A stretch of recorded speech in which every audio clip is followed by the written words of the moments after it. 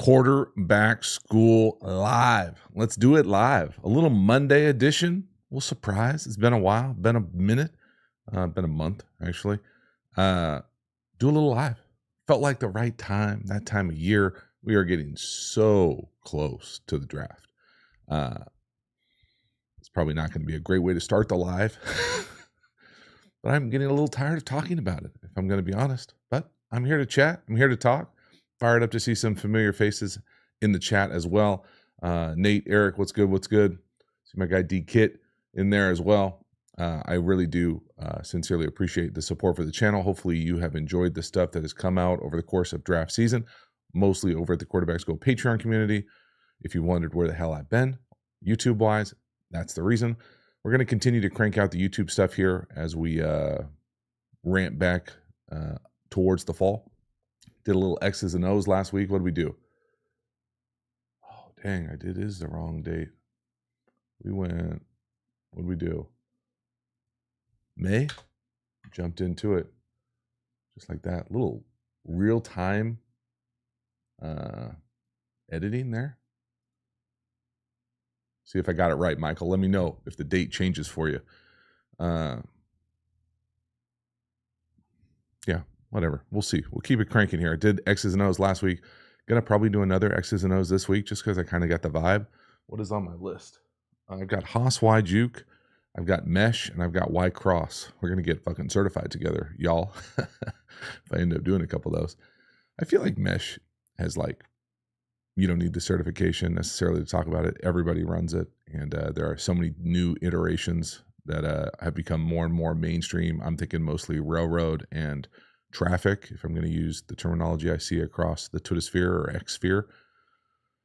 So those will be what's in the pipeline as far as X's and O's. I'm going to try to continue to crank out the losses in the playoffs that I didn't get to. I know people think that was like weird timing for when those things came out. I just never went back and saw them. I have a handful of kind of performances I wanted to go back and see. Hopefully you guys enjoyed you some Hank. Mr. Murd, is it Murdy or Murdo? I can't see. Either way, I appreciate the support. Make sure it worked. We're good to go. Shane, I see the quads question. I'll come back to it if I don't right now. JT, a week and a half from the draft. If you had to guess the way the quarterbacks in the first round fall, how many go and in what order? First round only. Fucking people just love this question. I just don't, bro. You mean beyond for the way that I did my rankings video? I honestly don't know. It feels like there's almost guaranteed to be 4, or at least I should say guaranteed to be 3. 4 seems really likely. I wouldn't be shocked with 5-ish, 5.5-ish. You know, the order, I would, if I had to guess the order, you're really going to do this to me? If I had to guess the order, I would probably go Caleb, Jaden, Drake, JJ. You know, I want to say Michael. I think the order might be Bo Nix, then Michael. How it actually shakes out. Again, don't put a lot of stock into that. I don't fucking think about that order, that fit at all. D-Kit, what's good? Appreciate the support. Boom. JT, called the Giants and tell them about to draft Penix. Yeah, I mean, I don't know. I don't think, you know, again, this channel, me, as we go back and forth with each other here on the live stream, I am not a great resource for what your team is going to do in the draft. I'm not. I don't think about it from your team's perspective. I think about it more from selfishly my perspective and what I would do. I certainly like Michael Penix. I think there's a lot to be excited about. I think Michael has got an opportunity to be a long-time NFL quarterback in the right system. I think he can spin it. I think, you know, again, the things that I talk about damn near everywhere I talk about the draft. So if you've caught like a different podcast I've done, my rankings video, these lives, whatever. The things that concern me the most about Michael beyond the, the things that everybody says. The injury history, although he's played a lot of football recently, fine. I think he tests more athletically than he plays, my opinion, subjective, but he doesn't look that fast on the film when he's running, when he's creating, when he's outside the pocket compared to these other guys. And so those things, and I think, I'm not going to hold it against him that he's playing with a great set of receivers and a really unique, cool offense at that level. Will it look the same on Sundays when everything's a little bit more similar, talent-wise, for the most part? We'll see. Jack. Coming in hot with the super chat. Appreciate you. Does stirring controversy on Twittersphere come naturally to you, JT? Love the content. Honestly, Jack, I don't think of it like that. What is the last one that came out that people got all sensitive about? Oh, it was whether the Bears were going to draft a quarterback in the first round. And if they did, does that mean that they don't have a true wide receiver one on the roster? I think I've been pretty clear about what I think the Chicago Bears perimeter skill level is. I'm not going to regurgitate it here. I will say that it was a genuine question. That's not just centric to the Bears. I would say that's centric to damn near anybody. If you draft a wide receiver, let's say in the top 10 of the draft, I think it would be hard, even though we want as many wide receivers as possible, and having two is a big deal. You can only have one wide receiver one. And my wide receiver one definition is probably different than most people's wide receiver one definition. I've come to learn the hard way via the Twittersphere. Although I think my definition of it is a little bit more common in football than maybe the Twittersphere wants to acknowledge. To me, wide receiver one is very similar to corner one. Like, there are only a handful in the league. Not every team doesn't have one. Like, if you go down the street to your local high school, there's a QB one, and they don't have a wide receiver one probably. They have a wide receiver who gets the most touches or has the most catches, but they don't have a dude who tilts the defense. They don't have a dude that every team doesn't have a dude that everyone knows where on the field where they are, where they have a plan for them to stop them, to double them, to roll to them, to impact them. That's a wide receiver one to me. There are only a handful in the league. So don't freak the hell out when I don't call your favorite fantasy or organizational wide receiver a wide receiver one. That's just me. I've clarified it too many times. But the controversy thing on the Twittersphere, no, it doesn't come naturally. It's honestly a question. I use the quarterback school Twitter X account for me just to talk football. Like, I throw out ideas, maybe that if they catch enough interest, I'll do a video on. If, go back, I think it's fun to go back and forth with people talking football. I separate it from like my, more, I don't even know what you'd call it, like personal, family centric, baseball centric, Twitter stuff, just so I can kind of do football and not have, the same kind of vibes over there. But that's about it. So no, I would say it does not come naturally. K. Mo Morgan.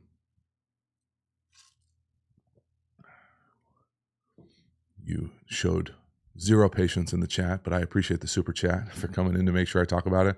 I'm feeling pretty good with Stroud. I hope that he didn't set the bar too high. I hope that Diggs is the Diggs that everybody remembers production-wise in his best years. We'll see. I think that there's no reason not to be optimistic about what he did, what Stroud did last year, the trajectory of that franchise, that team, that coaching staff, Stroud adding weapons on the perimeter. If they can stay healthy, it's going to be pretty awesome. Brent, boom. Brent, have you watched Michael Pratt? Michael Pratt is a Tulane guy, right? No, I have not. I tried, maybe a month or two ago, probably pushing 2 months now, to get some Michael Pratt film, and it was a no-go for me. I don't have any. So it wasn't like a choice like, oh, dude, you're a jerk. You left him off your list. That list is only the people that I watched the All-22 on. So I haven't seen any. I tried. I don't envision myself trying again here, but we'll see. Probably, be really frustrated at myself when he goes on and becomes Rookie of the Year this year and wins the Super Bowl. What else we got? I appreciate everybody coming in. Do me a favor as you come in, hit that like button. Do what you do. I certainly appreciate you guys. Most likely, probably already subscribed to the channel. If you haven't subscribed to the channel, please do that. The Patreon community is where most of the draft content is this year. See what else we got. D-Kit coming back in hot.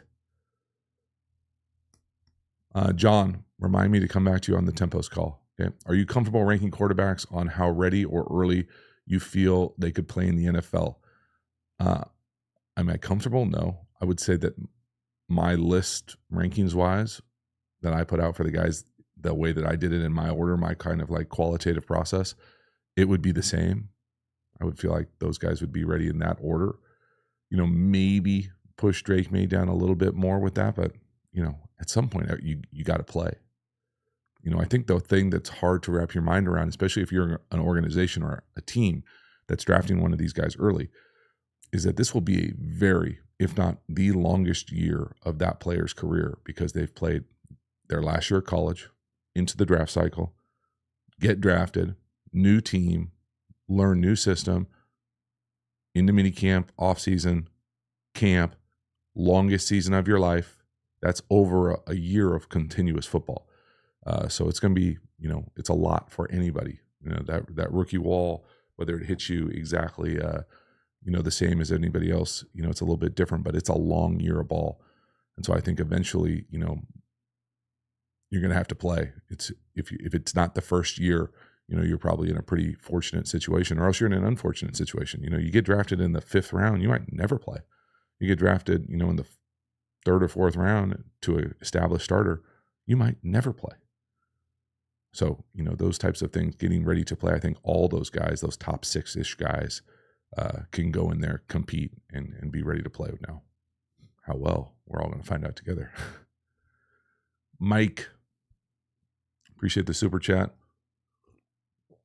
Did you watch the Pats Dynasty doc? Did Bill really have a longer leash with certain players like he did with Hernandez?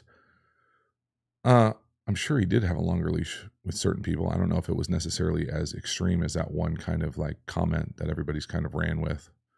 I did watch it. I feel like I talked about it at some point. Maybe it wasn't live. Maybe it was in my own head. I know I've done videos in the past for the Quarterback School Patreon community where I've talked about different football dynasties. Or documentaries. I know I did one on the Johnny Manziel one. I thought the Patriots thing was not, off the top of my head, was not that great. I thought it like unnecessarily felt very crafty. And what I mean by that is it's like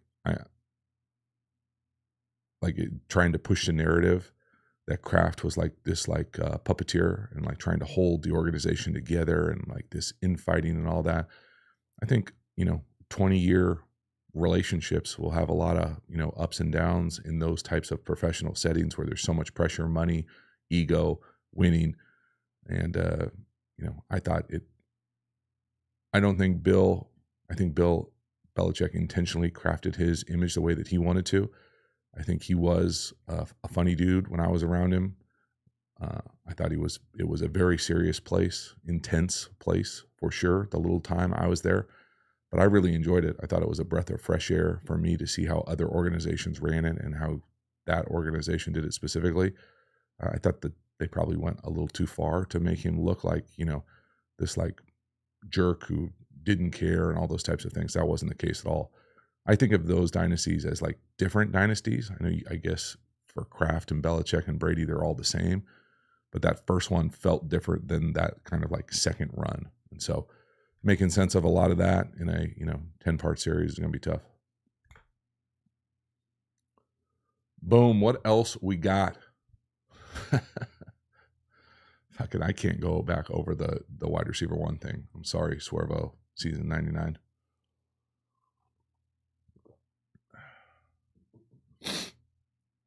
Where was I swear there was John Idion. One word, tempo play calls at the line of scrimmage need to change regularly. And if so, how often, for example, game to game? So, John, let me go back. I got to scroll up to finish reading it. Dang it. Sorry. I see the super chat that just came in. I'll get to you. John, one word tempo play calls at line of scrimmage need to change regularly. And if so, how often, for example, game to game? So an example that I will give, I'm trying to think, what did we call it? So I think as you use them, you can build off them. I'm trying to think, like, for example, easy ones that people do all the time are like East Coast, West Coast things. So you could do like hip hop artists. You could do different sports teams like, the Heat and the Lakers. You could do the Padres and the Red Sox, things that are the same, like they're the same left, right. They're the same directional coast, but they're not like totally new words. It wouldn't be like introducing, whatever, BMW. Like it would not have a frame of reference on a American, East West Coast. So those are the types of things that we just built it out. So if we used it a lot one week, we would build out the code word in the same family. Hope that makes sense. That was the easy hack that we did. Alexander Wilson, do you think the UFL has any value? Oh yeah, yes. And can players use it to springboard them back to the NFL? I certainly think so. I, anecdotally used the NFL Europe to give myself another like half a decade in the league. So absolutely, I think you can do it in the spring leagues right now. I need to watch more of it. It's just, I'll be honest, it's not a priority for me in the spring. Do a lot of like youth little league baseball in the weekends. And so it's just, I'm not thinking about watching football at all. And I got buddies that play and coach. D Kit back in it, going for the MVP of this chat.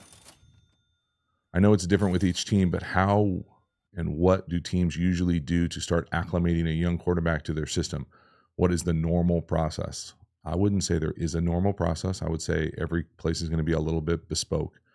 I would imagine it would be, I can tell you just kind of like what mine was. You get drafted, you go out there really quickly, usually to like a rookie mini camp right after the draft. They will dump, a big book. Back in the day, it would be a big book. Now I'm sure it's an iPad of your mini camp installs. Those mini camp installs, usually the way that the install process goes is usually during those mini camps, they throw so much at you because they want to see, first of all, they want to give everything to you. Second of all, they want to see what you can retain, what sticks. They also love, back in the day, they used to love to fucking say this. It used to drive me crazy. Okay, sorry for the earmuffs there. But they used to say, we install everything over the course of mini camps, then whatever the off-season program is nowadays, like I think back in the day was OTAs. So mini camps, you get the full install.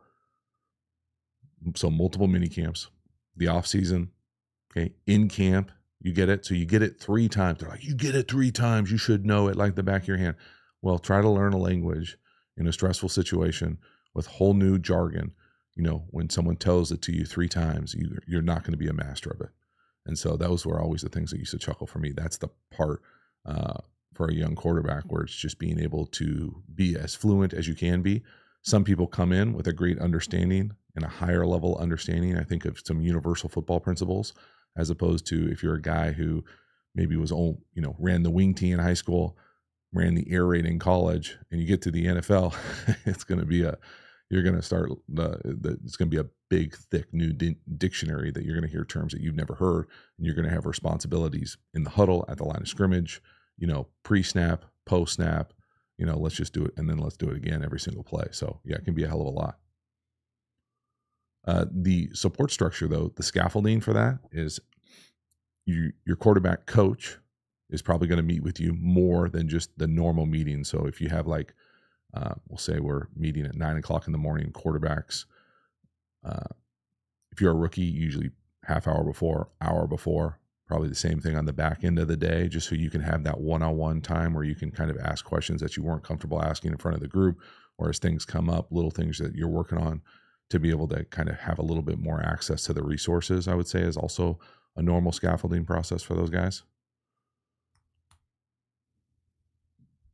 All right.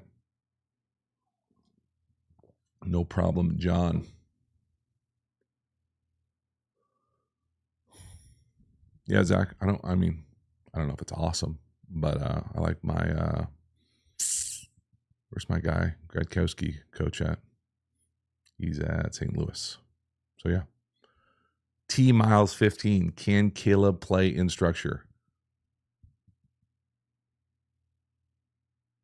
Yes. I love yes or no questions. This is awesome. Oh, Nick, I like that. I didn't think about that. Craftumentary. Yeah, I'm sure.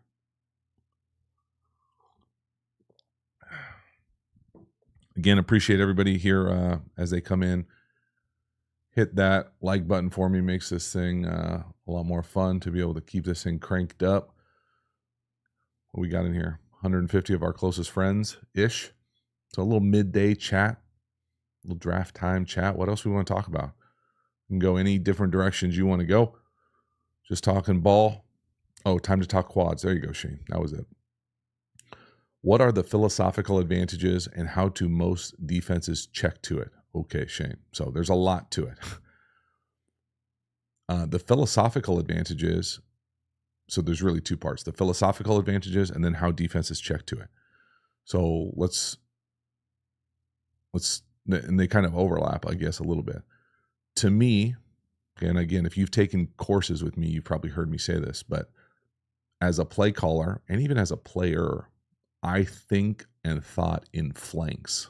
Okay, so to me, that means the distribution of eligibles. We can talk a little bit about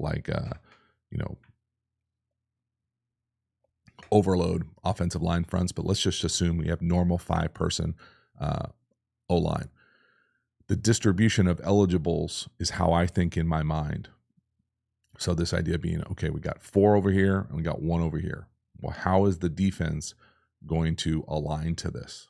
Well, to me, the first thing it does is it spreads everything out, right? Like empty, like anything.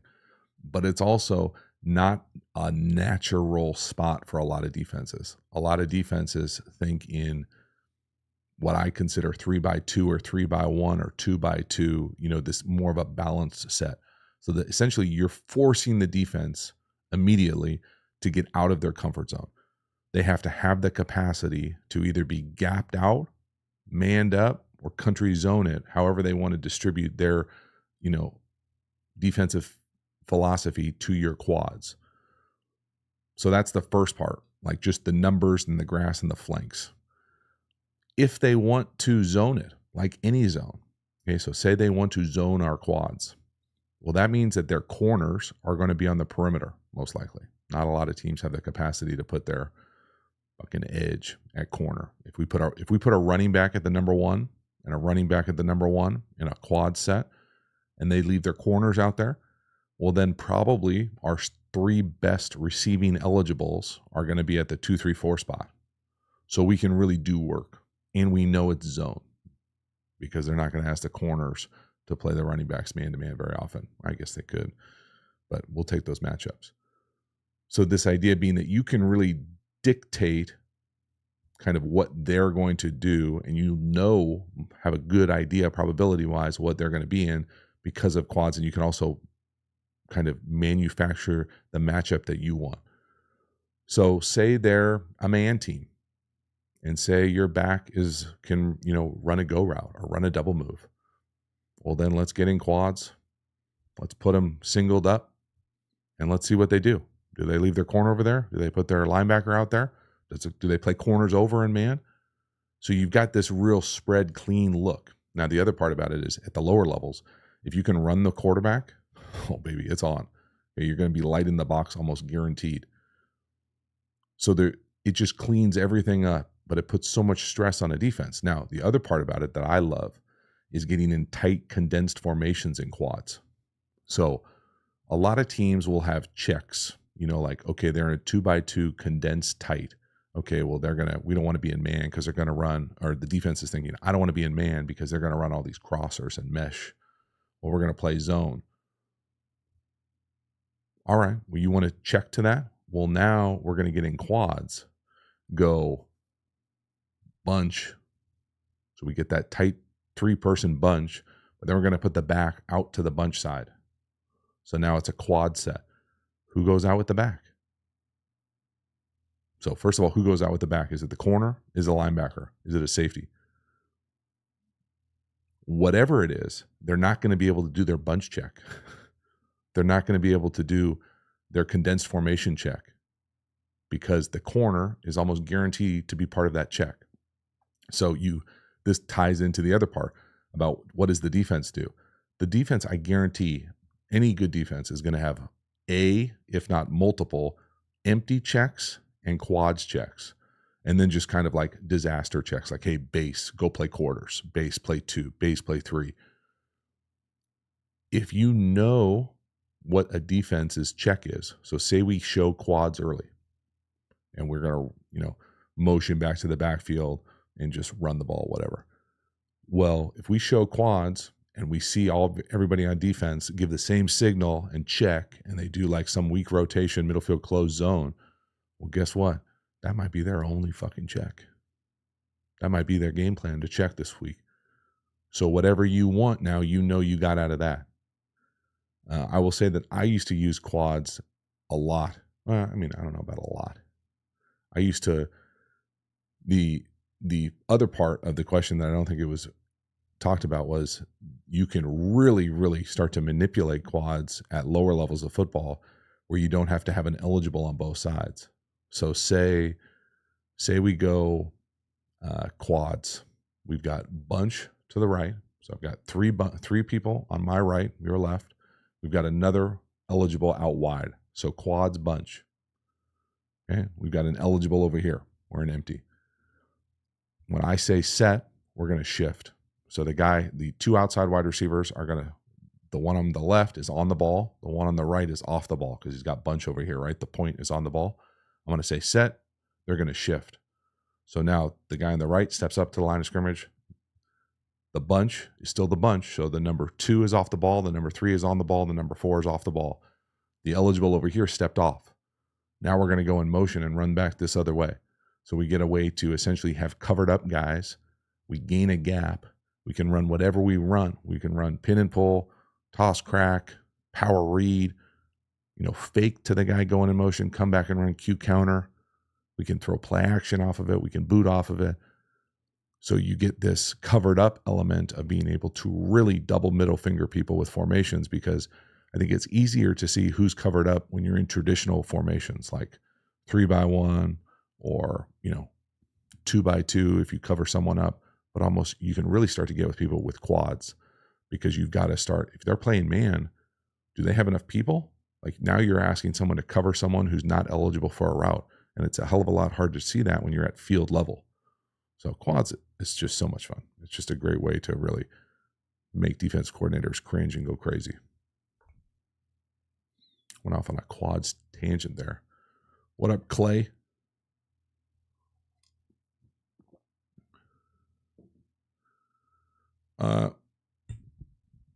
Marcus, I'm talking quads everywhere. You don't see a lot of quads in the NFL. You're right. One of the reasons is because you have to have an eligible on both sides. So I think it loses that last little element of effectiveness. But you still see quads. What else we got? Alexander Wilson, Jay Gruden on the radio. Uh-oh. Sounds like a start to a joke. Jay Gruden on the radio said that pre-snap movement is important for the offense as it can tell you what the defense is planning. Do you agree with that? Yes.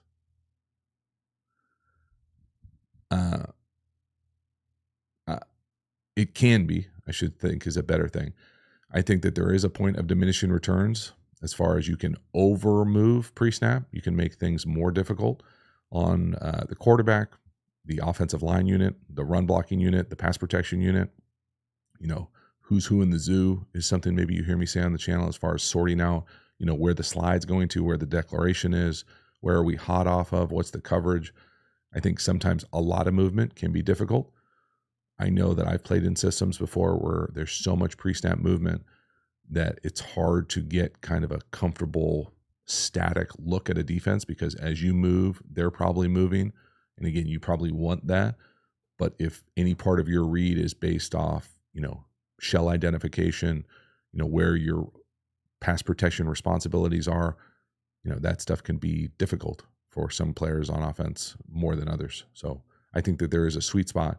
I think it's pre-snap movement is awesome when it doesn't impact kind of the run blocking unit or the pass protection unit. So what I mean by that is if we do a huge shift and we say we identify the middle of the linebacker types as the guy we're going to block as the 5 offensive lineman, the 4 down, and the middle guy. Well, then we shift and that middle guy runs way out there. So what are our rules? Do we go to the next guy? Do I have to repoint? Do I have to redeclare? What if a safety comes down in the same spot? Are we going to the safety now, or are we going to the guy who ran out there? So sorting all that out in real time when we got to snap the ball, block, someone's trying to rip your head off, it can be a lot.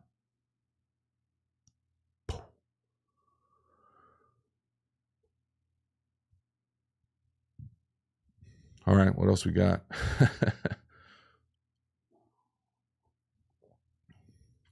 John, have you any opinions on flag football in the 28 LA Olympics?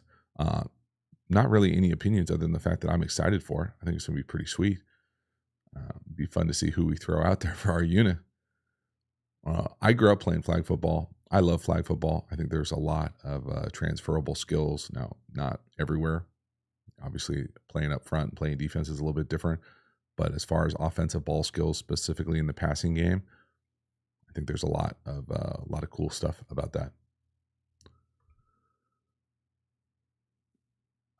Pray for wisdom. That's funny. Which would you say is better?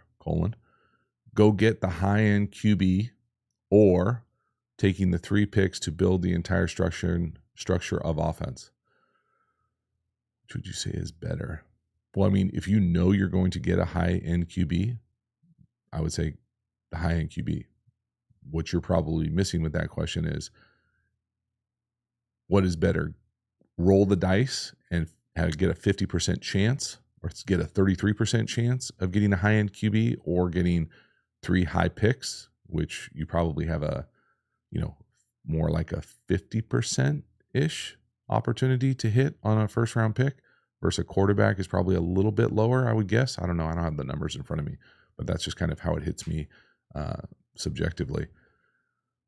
I think if you know you're going to hit on the quarterback, you got to take the quarterback. The reality is I don't think you often know, if ever. So the 3, makes a lot of sense to me. I think if you feel like you're a quarterback away from winning a championship, which I'm sure most people feel that way just because they get rose-colored glasses on about their team, their organization, then you're probably going in the right direction if you pick the quarterback. I think most teams are farther away than championship football than they probably think. But then again, you look at some organizations who fall into, a generational type guy, or have a generational type guy, and they're relevant for a decade or more nowadays. So yeah, if you knew you were going to get a high-end quarterback, I think it's easy, but you don't know. The other part about those 3 high picks is you're not necessarily going to hit on all those picks either. And you could also move those 3 picks to even more picks. So tough.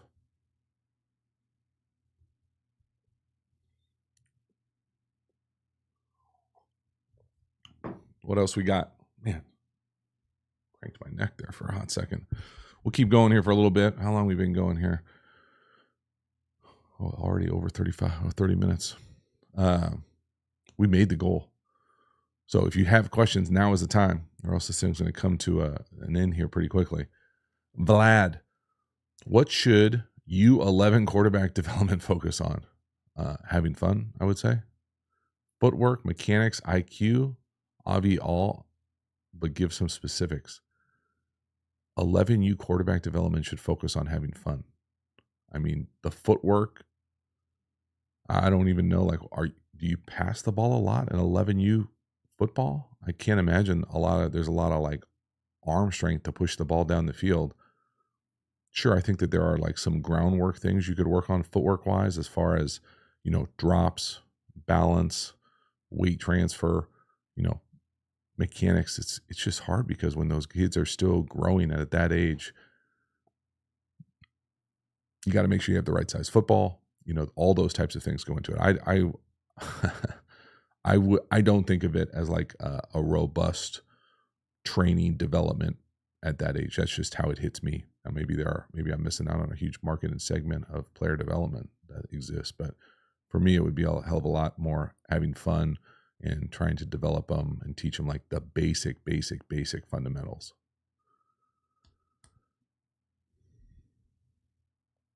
What else we got? We got all sorts of stuff.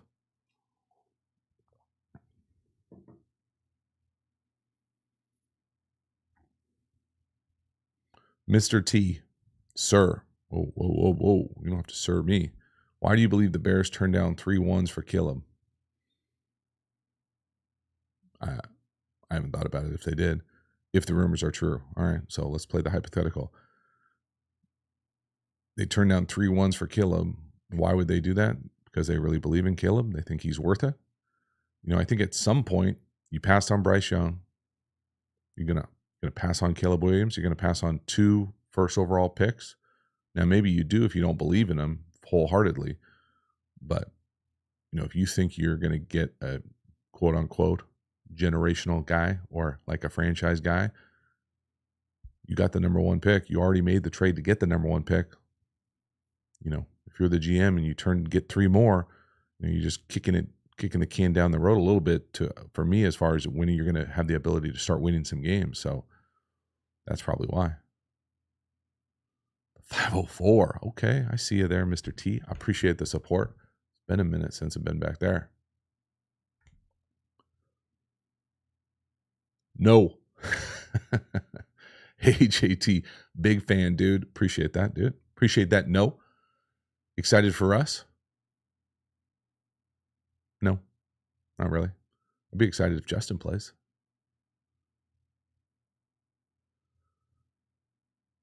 Everything Cali telling me that 11U throw at least 10 to 15 times a game. All right, JJ McCarthy, chill out. Okay, throw some perimeter screens, throw some double moves, chuck it down the field, move the launch point, get some play action.